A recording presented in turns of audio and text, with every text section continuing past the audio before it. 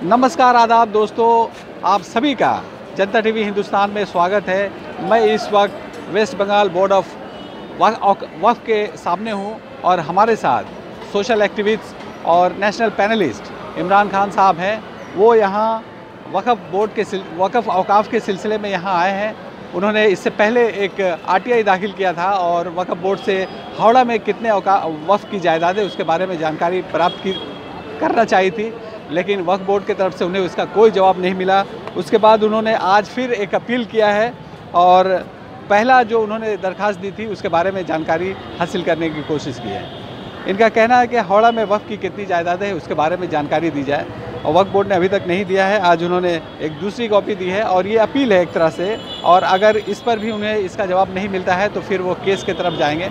हम इस सिलसिले में इमरान खान से बात करेंगे, जानेंगे कि आखिर उन्होंने ये काम उनके दिल में कहाँ से आया कि हावड़ा के वक्त के बारे में जानकारी हासिल करें, और वो ये हासिल करके क्या करेंगे। इन सभी बातों पे हम उनसे जानेंगे और बात करेंगे। हमारे साथ इमरान खान साहब।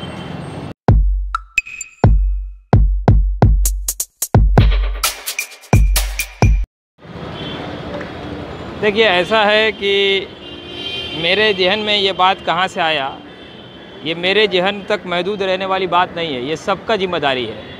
आज मेरे वालिद या दादा या आपके वालिद या दादा या किसी के भी वालिद, दादा, आंटी, खाला, जिनका दूर दूर तक रिश्तेदार है, किसी का कोई औलाद नहीं है, बे औलाद है, तो वो ऐसे अपने जायदाद को इस तरह का वक्फ करके चली जाती हैं या चले जाते हैं। और वक्फ की जायदाद अगर इस तरह से लोगों के हाथ में बंदर बांट होना शुरू हो जाए और प्रमोटिंग होना उस पर शुरू हो जाए, उस पर लोगों उससे कौम की जो भलाई के लिए जो वक्फ की गई थी कि पब्लिक वक्फ किया गया कि कौम के भला के लिए हो या किसी मस्जिद का काम आए, वो इस तरह से इस सरकार के अमल में या पिछली सरकार के अमल में जिस तरह से बंदर बांट हुआ या जिस तरह से कंस्ट्रक्शन चल रहा है, इस पे आवाज़ उठाना हम सबका जिम्मेदारी है।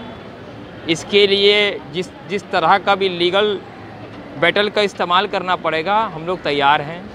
और सबको आगे आकर इस वक़्फ़ की जायदाद, जिसकी ज़िला में जितने भी वक़्फ़ की जायदाद है, उसको बचाने का उनकी ज़िम्मेदारी है। और यही सरकार, मैं आपको बताता चलूँ कि 2011 में जब ममता बनर्जी की सरकार आई थी, उस टाइम यही नारा था कि वक़्फ़ की जायदाद को बचाना है, ज़रूरत पड़ेगा तो CBI का इंक्वायरी हम जो है ऑर्डर करेंगे। तो आज वक़्फ़ की जायदाद की क्या हालत है सबको मालूम है। हर तरफ प्रमोटरों का हाथ में वक़्फ़ की जायदाद चली गई है, इल्लीगल कंस्ट्रक्शन शुरू हो गया है, किसी तरह का कोई इस पे दखल नहीं है सरकार का। क्यों? वक़्फ़ से जब पूछा गया वक़्फ़ की जायदाद के बारे में, अभी तक 30 दिन से ज़्यादा हो गया, वक़्फ़ ने अभी तक रिपोर्ट नहीं दिया है। इन्फॉर्मेशन तो हम सबका अधिकार है ना। तब मैंने आज फर्स्ट अपील दायर किया है यहाँ पर। और आगे क्या करेंगे? आगे सेकेंड अपील जाएंगे, उसके बाद फाइनल अपील में जाएंगे, उसके बाद देखते हैं। स्टेट इन्फॉर्मेशन कमिश्नर अगर के यहाँ जाते हैं, हमको उम्मीद है कि वहाँ से जो है कुछ रास्ता निकलेगा, वो कुछ ऑर्डर करेंगे। और प्रोविज़न के हिसाब से तो स्टेट से अगर आपका सॉल्यूशन नहीं होता है, मैटर रिजॉल्व नहीं होता है, तो सेंट्रल इन्फॉर्मेशन कमीशन भी है। तो आप ये सब हासिल करके क्या करेंगे भाई? ये अब आप बोलिएगा कि आप वोट लेकर मुख्यमंत्री बन के क्या करेंगे, आप IAS पढ़ के IAS बनकर ब्यूरोक्रेसी में जाके क्या करेंगे? ये कोई सवाल, ये नैतिकता के आधार पे कोई सवाल टिकता ही नहीं है। एक इंसान को जो अवेयर है, जो सोसाइटी से अवेयर है, जो समाज से अवेयर है, उसको सामाजिक ढांचा को बचाए रखने के लिए जद्दोजहद करना चाहिए बिना स्वार्थ का। IAS पास करके तो वो अपना काम करेंगे। हाँ, तो मिनिस्टर बन के अपना काम। हाँ, वो भी तो सेवा करते हैं, वो भी सेवा करते हैं। आपका फंडामेंटल ड्यूटीज़ के बारे में हम लोग चर्चा करते हैं, हमारा राइट के बारे में चर्चा करते हैं। हमारा फंडामेंटल ड्यूटीज़ है कि हमारे संसाधनों को हम बचाएं। उसके लिए हमें आगे आना होगा, जद्दोजहद करना पड़ेगा, सरकार से कलम कागज़ से लड़ना होगा, कानूनी रुख इख्तियार करना पड़ेगा, ताकि ये संस्थान बचे, ये ज़मीन बचे, ताकि आने वाले भविष्य को जो आज स्कॉलरशिप मिल रहा है उनको मिल पाए इसके रेवेन्यू से। मैंने रेवेन्यू का भी जिक्र किया है। अगर ये बचेगा, लोग अभी सवाल कर रहे हैं, जितने TMC के लोग हैं वो यही सवाल कर रहे हैं, आप ये करके क्या कर लेंगे? अरे आप ये करके क्या कर लेंगे? अरे भाई, पब्लिक की संपत्ति बचाना क्या गुनाह है? अगर आपको जानकारी दे दी जाती है कि ये सब फिर आप करेंगे? जानकारी पहले तो निकल के आए, उसके बाद तो पब्लिक डोमेन में सारा बात आएगा, जिस तरह अभी हम रख रहे हैं। क्योंकि सारे प्रॉपर्टी के ऊपर तो इमारत खड़ी हो गई है, लीज दे दी गई है, बिक्री कर दी गई है। मैं तो आरोप लगा रहा हूँ, सरकार मुझे ले आके जेल में डाल देना, मैं झूठा आरोप लगा रहा हूँ तो। मस्जिदों के मदरसों के ज़मीन हड़प के प्रमोटिंग चल रहा है, सरकार उठा के मुझे जेल में डाल दे, सरकार में हिम्मत है तो। अगर आपको जानकारी मिल गई कि यहाँ पे लीगल कंस्ट्रक्शन है तो फिर आप क्या करेंगे? अरे करेंगे क्या, संपत्ति मेरे आंखों के सामने अगर हो रहा है तो मैं उसके लिए आकर आवाज़ उठा रहा हूँ कि ताकि वो संपत्ति बचे, मुस्लिम वक़्फ़ संपत्ति बचे, और जो लोगों ने गिफ्ट देकर जिस पर्पज़ के लिए दिया है उस पर्पज़ में काम आए। मस्जिद की ज़मीनें मस्जिद के काम आए, मदरसे की ज़मीनें मदरसे के काम आए।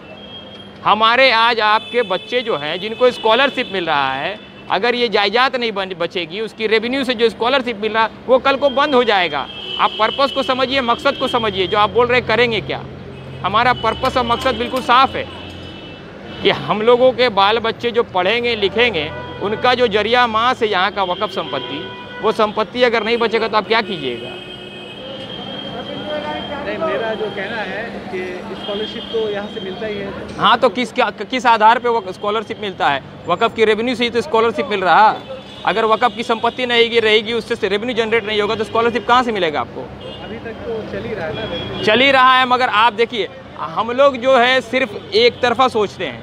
हम अकाउंटेबल सरकार को और ख़ुद नहीं होना चाहते हैं। क्या सरकार को अकाउंटेबिलिटी फिक्स करना नहीं चाहिए कि इसका रिव्यू हो, संपत्ति किस तरह से है, किसके कब्जे में है, क्या प्रेजेंट सिचुएशन है, इसका कोई रिव्यू नहीं होना चाहिए? और कहीं ऐसा नहीं आप जाति फायदे के लिए आप इस तरह से, किस तरह का जाति फ़ायदा? मेरा एक लंबा अरसा का कैरियर रहा है आंदोलन का, दिल्ली से लेकर बंगाल तक का। तो जाति फ़ायदा अगर जिसको देखना है वो मेरे फेसबुक को जाकर सर्च कर ले। जैसे रेवेन्यू का कहा कि स्कॉलरशिप मिलेगा तो दिया जा रहा है, अभी आप उसमें कहाँ अड़चन लग रही है? आप दे रहे हैं वो एक अलग पार्ट है। आप वक़्फ़ प्रॉपर्टी से जो दे रहे, अभी कई डिस्ट्रिक्ट में इमामों को पैसा नहीं मिल रहा है, मौज़िन को पैसा नहीं मिल रहा है, वो एक अलग पार्ट हो गया। मैं उसमें नहीं जाना चाहता हूँ।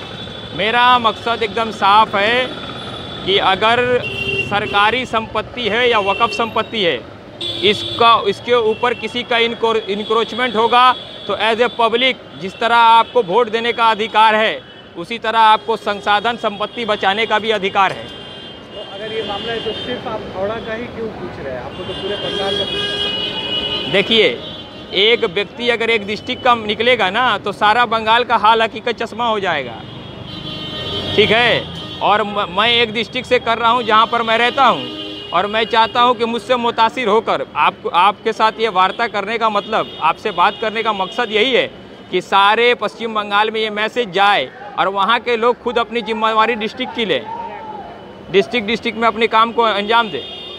क्योंकि ये मेरी अपनी काम नहीं है, ये सबकी काम है, ये सबकी जिम्मेवारी है। और मैं सबको अवेयर करता हूँ कि सब आगे आकर अपने अपने डिस्ट्रिक्ट की संपत्ति को बचाएं। और आगे आप क्या करेंगे, आपका क्या है? आगे जो कोर्ट ऑफ लॉ से जाएंगे, और क्या है। पहले इमरान खान, पहले इस तरह से RTI कर किया हूँ, अपील में जा रहा हूँ, आगे नहीं होगा तो कोर्ट ऑफ लॉ में जाएंगे।